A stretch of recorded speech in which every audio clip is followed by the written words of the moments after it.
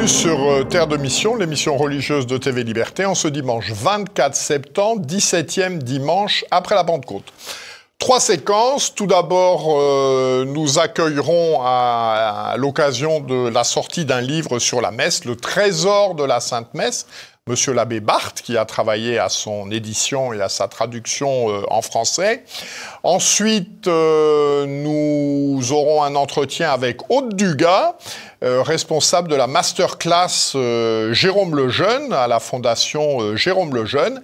Et ensuite, une rencontre avec Alexandre Caillé de SOS Calvaire, à l'occasion du pèlerinage d'une part, et d'autre part de la bénédiction et de la remise en place, les 29 et 30 septembre prochains, d'une croix au mont Saint-Michel.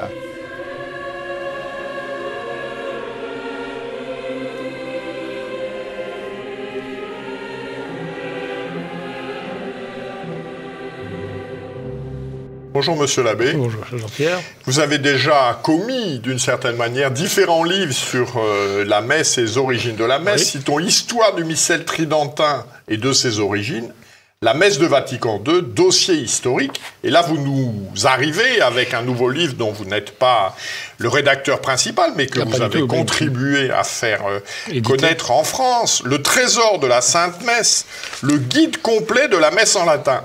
Alors, d'où nous vient ce livre? Quel est son objectif pédagogique? Il nous vient de Chicago. Il nous vient d'Amérique, d'une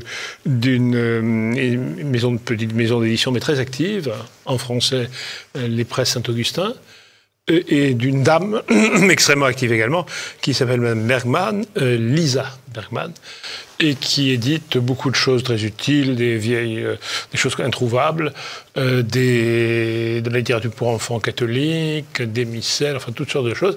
Et elle a eu l'idée de faire ce trésor de la messe, dont le but, en effet, est tout à fait pédagogique. Si vous voulez, c'est un peu, on pourrait en reparler à propos des illustrations, l'idée Don Lefebvre appliquée à notre époque. Les missels Don Lefebvre, à une époque où les gens savaient ce qu'était la messe, donnaient quand même des tas d'explications sur les ornements, sur des tas de choses. Et elle fait ça d'une manière générale, donc en expliquant chaque dimanche, chaque fête de l'année, les ornements, que sais-je encore, pour l'ensemble de ceux qui en ont besoin, à savoir ceux qui pratiquent la messe traditionnelle, puisqu'il s'agit de ça, n'est-ce pas ? Ceux qui commencent à la pratiquer, qui ne savent pas, et ceux qui pourraient la pratiquer, auxquels on peut mettre le livre entre les mains pour qu'ils sachent de quoi il s'agit. Alors, que contient ce livre? Quel est le plan? Alors, d'abord, il y a beaucoup de catéchisme, je dirais. Ça, c'est très bien. Elle explique la définition de la messe comme sacrifice, vraiment beaucoup d'éléments catéchétiques sur l'Église, en général, sur beaucoup de choses. Et puis, elle explique les grandes parties de la messe. Alors, on peut toujours discuter tel ou tel détail, bien sûr. Elle emploie le terme messe des catéchumènes, messe des fidèles. Donc aujourd'hui, on dit plutôt ça, mais enfin, peu importe, on voit de ce dont il s'agit. Elle parle de la musique, elle parle du calendrier, elle parle des saisons. Là, nous allons entrer dans la saison d'automne, et avec les 4 temps de septembre, donc on est en plein changement de saison, et la liturgie s'occupe de ces changements. C'est à ce moment-là qu'on vous l'explique, qu'on fait les ordinations, normalement, quand on peut faire des ordinations, bien sûr. Encore les couleurs liturgiques, les ministres, la liturgie, le prêtre, le diacre, le sous-diacre, l'évêque, bien sûr, d'abord l'évêque peut-être, les vêtements, et puis un glossaire très bien fait à la fin, tout simple, qui donne non seulement les choses liturgiques, mais enfin plus largement, c'est vraiment... voilà comment c'est... notez quand même une chose aussi, c'est que les traductions de la Bible, ici dans le français, sont tirées, puisqu'il s'agit, n'est-ce pas, du missel, lequel missel utilise la traduction... Pas exactement pareil, mais enfin, disons la version latine de la Bible, parfois la vieille latine, mais la plupart du temps, la Vulgate de Saint Jérôme. Donc, les textes sont donnés en français selon la plus belle des traductions de la Vulgate, celle du maître de Sacy du XVIIe siècle. Voilà, que vous dire de plus encore? Alors, ce livre est très illustré. Oui. Alors, d'où proviennent les illustrations? De diverses sources, mais il y a notamment beaucoup de photos de messe, un prêtre qui lit la messe, qu'on voit de près. Ça, c'est évidemment très utile. Il y a des petits schémas très bien fait aussi, qui montre... ça me fait penser aux schémas qu'on trouvait jadis sur les missels pour enfants, et qui étaient vraiment très utiles. Moi, j'ai appris ce qu'était la messe comme ça, avec ce genre de schéma. C'est une vieille chose, par conséquent. Mais il y a aussi, je parlais de Don Lefebvre, du missel Don Lefebvre, on plonge un petit peu dans l'esthétique du missel de Don Lefebvre, cette esthétique de début XXe siècle, avec des gravures assez semblables à celles qu'on trouve dans le missel, qui étaient faites pour Don Lefebvre par René de Cramer, un très bon illustrateur belge. Et on retrouve des choses comme ça au long du missel, de l'explication de ce missel. Ce qui appuie le fait que, du point de vue pédagogique, on se trouve dans cette longue lignée d'apostolat de la liturgie, vous voyez. Je dirais, oui, qu'elle prend la suite de Don Lefebvre, je le dis encore, mais à sa manière, c'est-à-dire surtout pour notre temps, qui est quand même très différent de celui de Don Lefebvre. Alors j'ai été très frappé à la lecture de cet ouvrage, des nombreuses références, des nombreux liens que l'auteur fait entre la liturgie romaine traditionnelle et la liturgie telle qu'elle était célébrée au Temple de Jérusalem. Oui. Est-ce que vous avez des exemples à nous donner? Oui, d'abord... je vous approuve fortement. Donc, c'était une bonne chose. Tout l'Ancien Testament est une annonce du Nouveau Testament, et dans toute la liturgie de l'Ancien Testament, que ce soit celle du Temple, celle de la synagogue, tout ce qu'on peut trouver de liturgie dans l'Ancien Testament, est toujours une annonce de la liturgie du Nouveau Testament, et particulièrement de la messe. L'agneau pascal, qui annonce le sacrifice du Christ, la manne dans le désert, l'Eucharistie, les sacrifices du Temple, qui annonce le sacrifice par excellence, qui est celui de Jésus-Christ, les sacrifices des holocaustes, le sacrifice de propitiation. Des exemples. Le fait, par exemple, pour la répétition, que le grand prêtre aspergeait le peuple avec le sang des victimes pour le purifier, et qui nous fait penser à l'aspersion d'eau bénite sur le peuple. L'aspergesmé, voilà, au début de la messe.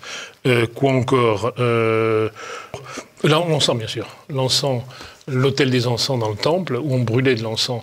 On appelait ça l'autel des parfums, de l'encens 2 fois par jour, et qui fait bien sûr penser aux encensements de la messe solennelle ou de la messe avec encensement. Voilà, il y a d'autres encore, bien sûr. Alors, à qui s'adresse ce livre et qu'apporte-t-il par rapport à ce qui existe déjà? Il s'adresse, comme je disais tout à l'heure, à tous les usagers de la messe tridentine. Les usagers présents et ceux qui commencent à découvrir la messe tridentine. Pour cela, c'est particulièrement utile, parce que ça leur permet de savoir exactement de quoi ils retournent. Et c'est aussi... L'éditrice y tient beaucoup à ça. Elle a remarqué que c'était très, très actif aux États-Unis. C'est aussi un moyen d'apostolat pour la messe tridentine. Ça permet de la faire comprendre de manière simple. Et alors, qu'est-ce que ça apporte par rapport... ça apporte, la simplicité et la totalité. C'est catéchétique. Et puis, il y a peu d'ouvrages aussi illustrés. C'est rare. Oui, c'est ça. C'est très illustré. C'est extrêmement efficace. Et c'est très, très utile aujourd'hui, parce que, malgré le fait que ce soit très positif, entre guillemets, comme on dit, c'est-à-dire on dit les choses sans faire de critique sur la nouvelle messe, manifestement, c'est évidemment quand même dans le contexte général dans lequel on se trouve aujourd'hui, celui d'une lutte des liturgies et celui d'un essai d'étouffement de la liturgie traditionnelle. Donc, à sa manière, très efficace finalement, c'est un moyen de combat en faveur de la messe traditionnelle. Voilà, eh bien merci beaucoup Monsieur l'abbé. Donc je renvoie nos téléspectateurs. Donc il est question le trésor de la Sainte Messe, le guide complet de la messe en latin. Donc c'est édité en France par Via Romana. Ça fait 94 pages. C'est très illustré et pour la modique somme de 23 €. Merci beaucoup Monsieur l'abbé.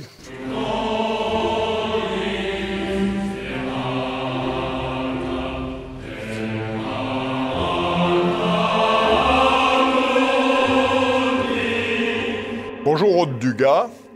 Bonjour. Donc vous êtes responsable de la masterclass Jérôme Lejeune à la Fondation Jérôme Lejeune. Alors commençons par le début. Qu'est-ce que cette masterclass et quels sont ses objectifs ? Cette masterclass est née il y a 7 ans maintenant, devant un constat que nous avons fait, que beaucoup de personnes peuvent faire d'ailleurs, de voir quand même l'évolution de la médecine qui est confrontée de plus en plus à des difficultés, aussi bien dues à l'évolution de la technologie, l'évolution de la technique, l'évolution aussi législative, et puis l'évolution sociale, une demande croissante des patients qui sort du champ, je vais dire naturel, du champ habituel de la médecine. Et du coup, tous les médecins, les jeunes soignants qui souhaitent vivre une médecine hippocratique, vraiment, se retrouvent confrontés à un certain nombre de questions éthiques très, très concrètes, du début à la fin de vie, mais avec des questions émergentes aussi tout au long de la vie, et se sentent un peu désemparés dans un certain nombre de situations. Et en fait, en étudiant un peu le parcours universitaire qu'ils accomplissent, qui est une très grande qualité, évidemment, sur un plan médical, sur un plan technique, on s'est aperçu qu'il y avait très peu de formation à l'éthique. Alors, il y a quelques cours d'éthique, mais qui sont plutôt des cours d'éthique sur les procédures, comment appliquer les procédures éthiques du comité d'éthique ou des lois, mais qui ne les invitent pas à réfléchir vraiment au sens profond de leur action. Voilà. Et en fait, il nous est apparu comme une évidence qu'il fallait absolument se lancer dans cette formation. Une évidence d'autant plus forte pour nous que c'était un désir de Jérôme Lejeune, dans les 10 dernières années de sa vie, vraiment, non seulement de transmettre donc la génétique dont il est expert, mais toute cette réflexion sur le sens de la médecine pour créer un vrai réseau de serviteurs de la vie, voilà, de médecins vraiment fidèles à la médecine d'Hippocrate et vraiment désirant servir la vie. Et c'est comme ça que la Fondation donc s'est lancée dans cette formation d'expertise, cette masterclass sciences et éthique, donc pour les étudiants en médecine, jeunes médecins et puis infirmiers, sages-femmes, pharmaciens, enfin, tous les jeunes professionnels de santé. Alors, qui sont les intervenants et quels sont les sujets abordés ? Alors, les sujets abordés, je vais commencer par ça, parce que les intervenants en découlent. Les sujets abordés, c'est vraiment d'aider les étudiants, enfin, ces soignants, donc à réfléchir, comme je vous disais, sur le rôle du médecin. Donc, qu'est-ce que c'est que la médecine ? Qu'est-ce que c'est que le rôle du médecin ? C'est-à-dire, quelles sont aussi les limites que ça comporte ? C'est-à-dire, est-ce qu'il est au service de la santé du patient ou est-ce que ça va au-delà de ça ? Donc, si on a les idées claires sur le rôle de la médecine, ça nous donne aussi des idées claires sur jusqu'où on peut aller, voilà. Et puis aussi sur le rôle du patient. Qu'est-ce que c'est qu'être patient ? Quelle est l'attente du patient ? Quel est ce lien qui doit être tissé, qui doit être créé, ce lien de dialogue qui doit être créé entre le médecin et le patient ? Et puis des cours aussi sur l'évolution de la bioéthique. C'est important parce que pour comprendre dans quelle situation les médecins se trouvent aujourd'hui et dans les problématiques éthiques dans lesquelles ils se trouvent, notamment à l'hôpital, il faut comprendre quel est tout le mouvement derrière, anthropologique, philosophique, parce que tout ça ne naît pas en un jour. Donc depuis le 18e, 19e, comment tout s'est mis en place pour passer petit à petit d'une médecine hippocratique à une médecine d'aujourd'hui qui est plutôt fondée sur les 4 principes qui sont parfois antinomiques et dans lesquels les médecins essaient de se débrouiller, de trouver des bonnes solutions. Alors tout ça pour dire qu'on a le début de la formation est anthropologique, donc de réfléchir au sens de tout ce que je viens de vous dire, réfléchir à la médecine, au rôle du médecin et du patient, à l'acte moral, qu'est-ce qui fonde la bonté d'un acte moral, qu'est-ce qui fait qu'un acte moral est bon ou pas bon, donc les critères de discernement, pour que tous ces critères bien assimilés permettent dans des situations complexes de pouvoir identifier quelle est la meilleure solution. Voilà. Évidemment, il n'est pas question de recette magique, il n'y a pas de recette magique dans le domaine de la médecine, encore moins, puisque c'est par définition le lieu de l'exercice de la prudence du médecin. Et donc, on n'applique pas de procédure et on n'applique pas de recette magique, ni non plus sur le plan moral. Voilà. Mais c'est donc de donner les critères de discernement pour que le soignant, eh bien, dans les situations difficiles, sache comment faire. Donc ça, c'est sur le plan anthropologique. Et puis, on a toute une partie juridique aussi, donc pour justement sur l'évolution du droit, l'évolution des lois de bioéthique, petit à petit, voilà, comment les choses glissent. les obligations que ça entraîne pour les soignants, et puis la question de l'objection de conscience. Voilà, dans quel cas elle est légitime, si oui, si elle est légitime, pourquoi, comment, et pour qui, qui peut l'exercer. Et puis après, toute la partie proprement bioéthique, donc science et éthique, où là, on n'aime pas tellement le mot bioéthique, donc c'est pour ça qu'on appelle ça science et éthique, parce que la bioéthique a été un peu galvaudée. Donc c'est vraiment là, une question de... Donc on reprend tous les sujets d'actualité, de début à la fin de vie, et donc bien sûr la question de la conception, l'avortement, l'IMG, mais aussi la question de la PMA, un peu éventuellement la question de la contraception, et puis après, bien au milieu de la vie, tout ce qui est même transplantation d'organes, intelligence artificielle, greffe d'organes, le transhumanisme, l'amélioration, etc. Et puis après, la question de la fin de vie, qui évidemment en pleine actualité bioéthique en plus. Donc la question de l'arrêt des traitements. Donc qu'est-ce que c'est que l'acharnement thérapeutique, les soins palliatifs, donc concrètement, et puis après avec des cas pratiques, si j'ose dire, mais de professeurs de médecine justement qui nous donnent des cas pratiques sur lesquels voilà, là est-ce qu'il s'agit d'un acharnement thérapeutique ou pas, comment faut-il faire, voilà. Donc pour nous aider, on a beaucoup de jeunes qui s'engagent plutôt dans la question des soins palliatifs et qui ont vraiment besoin d'être accompagnés.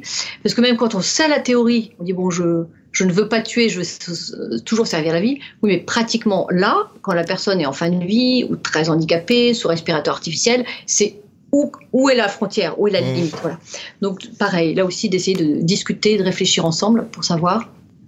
Et toujours, j'allais dire, le fil rouge, le fil directeur de cette formation, c'est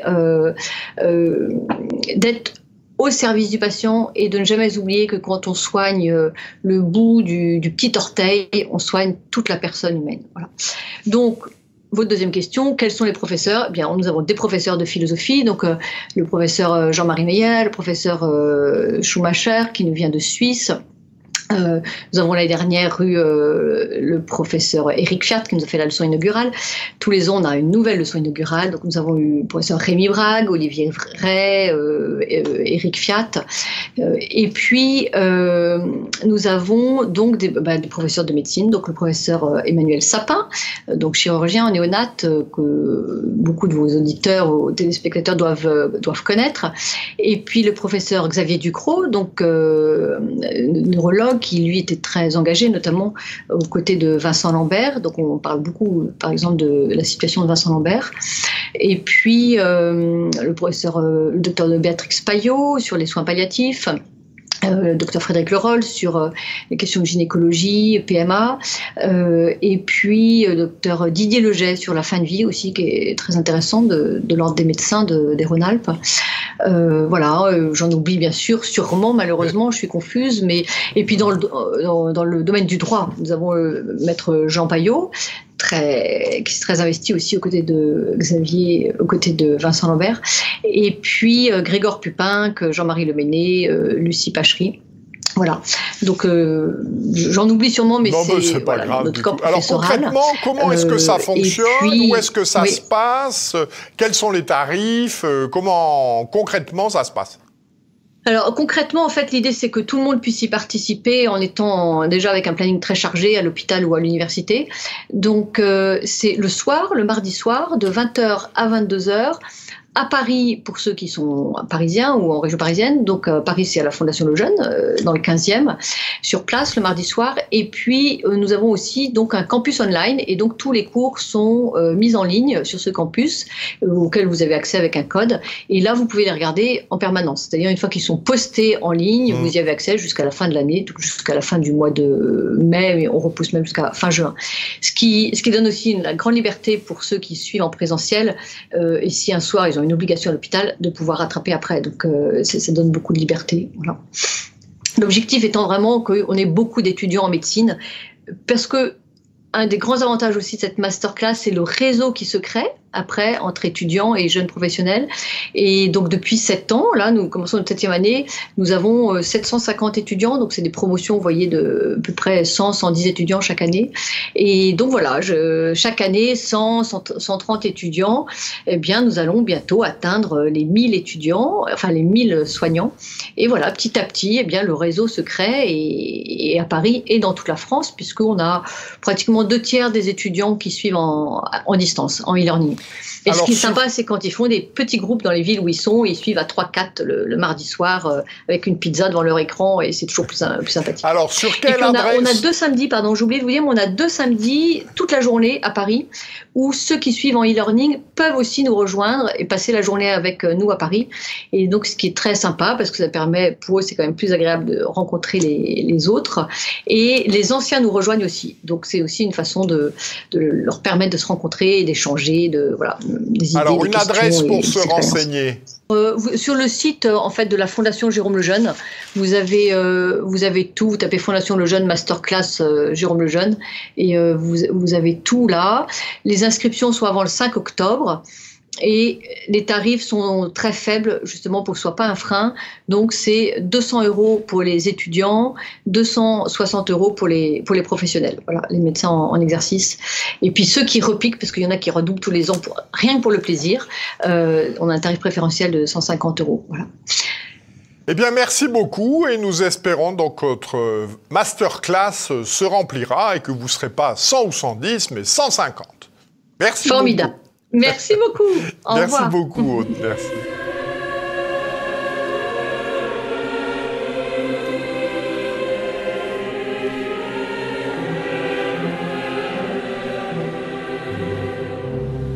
Bonjour Alexandre Caillé. Bonjour Monsieur Mogendre. Donc vous annoncez pour les 29 et 30 septembre prochains un pèlerinage au Mont-Saint-Michel et puis la restauration de la croix. Mais alors de quelle croix s'agit-il et quelle est son histoire ? Alors il s'agit tout à fait de la croix du Parvis de Jérusalem, donc la croix qui est située au milieu du Mont-Saint-Michel. C'est une croix qui a été installée ici en fait en 1886. La Révolution française a supprimé le culte dans l'abbatiale du Mont-Saint-Michel et donc le culte a été transféré dans le sanctuaire, l'actuel sanctuaire qui est l'église Saint-Pierre, qui est au pied du mont, qui est beaucoup plus petite. Et donc les prêtres de l'époque avaient besoin de faire des grandes célébrations pour les nombreux pèlerins qui venaient.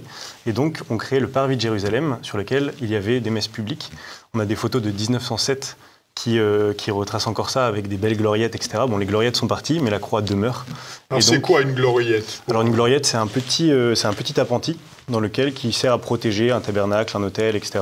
Une statue, voilà, c'est un élément du petit patrimoine chrétien. Et pas que chrétien d'ailleurs, mais majoritairement chrétien. Et donc, ces gloriettes ne sont plus là, le culte n'y est plus rendu, mais la croix demeure. Et donc, c'est cette croix qu'on va restaurer dans le cadre du millénaire du Mont-Saint-Michel. C'est-à-dire que ça fait 1000 ans que l'archange Saint-Michel est vénéré au Mont-Saint-Michel, et donc nous, on vient changer la croix à cette occasion-là. Et en fait, l'origine du projet, pour le coup, est beaucoup plus récente. En fait, en été 2022, il y a eu des incendies partout en France, vous avez peut-être suivi. Et en fait, il y en a eu en Bretagne, il y en a eu dans le sud. Et on a remarqué, et c'est des images qui ont frappé un peu la France, 2 sanctuaires à Saint-Michel qui ont été sauvés des flammes. Moi, ça m'a un peu posé des questions. Je vous invite à regarder les images, d'ailleurs, sont vraiment saisissantes. Dans les monts d'Arrée, il y a Saint-Michel des Brasparts. Ah, de Brasparts, oui. Brasparts, voilà, qui a été miraculeusement sauvé des flammes. Et Saint-Michel du Frigolet, une abbaye dans le sud, dans le Vaucluse, je crois, qui a été pareil, qui a été sauvé des flammes. Donc moi, je me suis dit, il faut rendre un peu grâce à l'archange. Donc on a cherché un peu. Et donc on est allé voir le Mont-Saint-Michel pour une dévotion. Et là, on a vu cette croix qui était en mauvais état. Et on s'est dit, c'est pas possible que le joyau du patrimoine français, qui est le Mont-Saint-Michel, ait une croix délabrée, alors que nous, on sait faire la restauration des croix. Alors, qui a fait appel à vous ? C'est vous qui avez proposé ? Qui est propriétaire de cette croix ? Alors, le propriétaire de la croix, c'est le rectorat du Mont-Saint-Michel. Donc, actuellement, c'est la communauté Saint-Martin qui est depuis 2 ans. Là, ils entament leur 3e année. Et donc, on a contacté, nous, SOS Calvaire, la communauté Saint-Martin, représentée par Don Maurice, qui a cédé la place à Don Pierre, l'actuel recteur, depuis quelques jours. Et donc, ils ont accepté tout de suite avec entrain. Et en fait, sur le Mont-Saint-Michel cohabitent avec la communauté Saint-Martin les fraternités monastiques de Jérusalem, qui sont dans l'abbaye. Et en fait, les deux se sont un peu emparés du projet. On dit c'est super, mettons ça en plein milieu du Triduum de Saint-Michel, donc le lendemain de la fête de Saint-Michel. C'est pour ça que le pèlerinage, je me permets de corriger, c'est le 30, seulement le 30 septembre. C'est pas grave. Et donc voilà, on va faire la... Alors, en quoi ont consisté les travaux? En quelle matière est cette croix? Ça pèse combien? Et ça coûte combien? Très bonne question. Alors, les travaux ont consisté à enlever la croix, enfin enlever le Christ tout d'abord. Donc ça, on l'a fait en début du mois de septembre. Un Christ en quoi? Il est en quoi? C'est un Christ en fonte, qui pèse à peu près une centaine de kilos, ouais. Un petit peu moins, je pense, 80 kilos, ouais. Que l'on a dû descendre au moyen de cordes, etc., avec des techniques d'escalade que l'on connaît bien. Donc et ce chantier a été fait à la nuit tombée, parce qu'en fait, sur le Mont Saint-Michel, pendant l'été, c'est interdit de faire des travaux. Et donc nous, on est arrivé en septembre, et en septembre, il y a encore pas mal de passages. Oui. Et donc il fallait pas que le Christ puisse tomber sur quelqu'un, etc. Et on pouvait pas bloquer... Et les rues sont petites. Et les rues sont petites. On pouvait pas bloquer le trafic, donc on a attendu la nuit tombée. On a fait un chantier incroyable avec des lampes frontales et des baudriers, etc. Et on était en suspension sur le mur du Mont Saint-Michel pour faire descendre le Christ. Voilà, donc là, le Christ a été sablé, le Christ en fonte, a été ramené aux ateliers du Lion d'Angers, sablé, repeint. Et donc maintenant il est tout protégé, etc., contre la rouille. Et là la croix est en train d'être faite. Donc on a laissé l'ancienne croix pour pas que ça fasse... Elle était en quelle matière? La croix est en bois. En bois. Et en bois peint en blanc. Et donc là on est en train de restaurer la croix, enfin refaire une croix à l'identique. Voilà, en bonne communication et en bonne entente avec les monuments historiques, bien sûr, parce que c'est un lieu qui est très protégé. Et donc voilà, on fait du travail de qualité pour cette croix. Alors, y a-t-il des événements prévus autour de cette restauration, en particulier la traversée de la baie le 30? Exactement. Alors, je vous donne rendez-vous à tout le monde à 11h au prieuré d'Ardevon, là où commencera l'événement. Donc, en fait, une messe va être célébrée par la communauté Saint-Martin. Ensuite, une première croix. En fait, il y a deux croix. La première croix va être portée, une première croix va être plantée, qui sera la réplique de celle du Mont Saint-Michel, au prieuré d'Ardevon, sur le lieu de la messe, demandée par la communauté Saint-Martin. Et ensuite, on partira en procession, là, dans la baie, avec la croix portée à dos d'homme. Alors, il faut combien de personnes pour porter cette croix? Pour porter la croix, je pense qu'il faut bien 8 personnes pour porter l'ensemble, le Christ et la croix. Et donc là, c'est un événement qui va drainer beaucoup de personnes, parce qu'il y a déjà beaucoup d'événements ce jour-là pour la Saint-Michel. Oui. Il y a environ, je pense, 5000 personnes qui seront déjà présentes sur le mont. Et nous, on va arriver à peut-être 2000 en plus en portant la croix. Jusqu'au Mont Saint-Michel. Après, il y a plusieurs formules, c'est-à-dire qu'il y a des personnes qui vont juste arriver au mont, il y a des personnes qui vont traverser avec nous, mais voilà, tout le monde va s'unir un peu à ça. Et alors, après la bénédiction de la croix du parvis de Jérusalem, il va y avoir les vêpres qui vont être chantées, les vêpres de Saint-Michel dans l'abbatiale, où tout le monde est convié, et ensuite un petit pot offert par la communauté Saint-Martin. Très bien. Avez-vous d'autres projets un petit peu exceptionnels en cours? Alors, on a pas mal de projets exceptionnels en cours. C'est une rentrée chargée pour SOS Calvaire. Donc, il y a déjà ce bel événement. Ensuite, on va faire la restauration de la croix sur le plateau des Glières, en Haute-Savoie, le 14 et 15 décembre.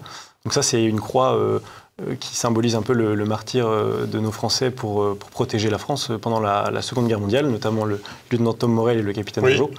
Et donc cette croix va être restaurée avec la mairie, avec le 13e BCA qui sera là, avec pas mal de monde. Ensuite, on a l'inauguration le 21 octobre du calvaire du général de Bonchamp. Alors c'est pas ensuite, c'est avant. Avant. Ouais, 21 octobre. Là, vous m'avez dit 14-15 décembre. Pardon, octobre. 14-15 octobre. D'accord, très bien. Et donc après aura lieu la bénédiction l'inauguration du calvaire de Bonchamp à Juvardeil, dans le Maine-et-Loire. Et ensuite, on a, vous savez, je pense qu'on sait ce qu'est une croix à partir du moment où on l'a portée. Et donc, SOS Calvaire s'est doté d'une croix pèlerine qui fait pas mal de pèlerinages en France. À l'étranger aussi, cet été, on l'a amenée à Saint-Jacques-de-Compostelle notamment. Et cette croix, qui pèse une cinquantaine de kilos, est prêtée aux antennes, prêtée aux pèlerinages, etc. Et on vient de recevoir l'accord de la commission d'art sacré du diocèse d'Angers pour nous mettre en dépôt 2 reliques de la vraie croix, dont une qu'on enchâssera dans cette croix, pour que les gens, en plus de s'unir au premier pourcent de la souffrance du Christ, parce que bon, c'est beau de porter la croix, mais on n'est pas flagellé quand même, et puis on n'est pas fils de Dieu, eh bien, les pèlerins pourront porter la vraie croix. Voilà. Une petite écharpe de la vraie croix, que l'on peut vénérer, que l'on peut même adorer, comme étant le corps du Christ. Alors aujourd'hui, vous estimez que vous avez restauré combien de calvaires? L'association à quel âge? L'association date de 1987. Oui. Et nous avons restauré, alors on n'a pas de compte depuis 1987, mais depuis le début de l'année, le 31 décembre de cette année, on a restauré 288 calvaires. en France. Voilà. Donc en 2023, à la date de mi-septembre. À la date de mi-septembre, voilà. Et alors, dernier événement incontournable, SOS Calvaire est en train de rédiger un livre qui sortira pour Pâques, où on raconte justement l'engouement qu'il y a autour de la pose de croix. Pourquoi est-ce que des gens viennent à nos poses de croix? Pourquoi est-ce que des gens qui n'ont pas forcément la foi viennent à nos poses de croix? Et donc, on essaie de retranscrire ça de manière imparfaite dans un livre qui paraîtra à Pâques. J'espère que vous trouverez un préfacier à la hauteur. On va essayer. On est en train un de beau chercher. préfacier. Exactement, oui. Et puis voilà, parler un peu de comment est-ce que SOS Calvaire restaure le matériel pour transmettre l'immatériel, comment est-ce que SOS Calvaire restaure la croix pour transmettre le Christ. Voilà, ça c'est le but de l'ouvrage et le but de l'association. Bon, ça me fait penser, c'est André Charlier ou Domon Gérard qui dit ça. Dans le temporel, nous travaillons pour l'éternel. Et ben vous, c'est la même chose. Exactement, exactement. Merci beaucoup. Et ben donc, on vous souhaite une bonne pose de croix et un bon pèlerinage le 30 septembre prochain. Merci beaucoup, monsieur Mogendre. Merci. Donc, cette émission s'achève. Nous nous retrouverons la semaine prochaine. C'est Guillaume de Thieulois qui la présentera. D'ici là, que Dieu, qui est Père, Fils et Saint-Esprit, nous garde. Bon dimanche et bonne semaine à tous.